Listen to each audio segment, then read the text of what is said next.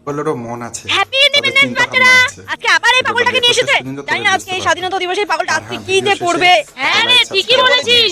বাচ্চারা, আজকে তো দেশ স্বাধীন হয়েছিল, তো আজকে আমি তোমাদের কাছ থেকে শুনবো তোমরা কে কি হতে চাও। প্রথমে টেঙ্গি, তুমি বলো তুমি কি হতে চাও? ম্যাম, আমি বড় হয়ে আপনার মতো শিক্ষিকা হতে চাই আর সবাইকে সুশিক্ষা দিয়ে বড় করতে চাই। খুবই ভালো। আমি হতে চাই।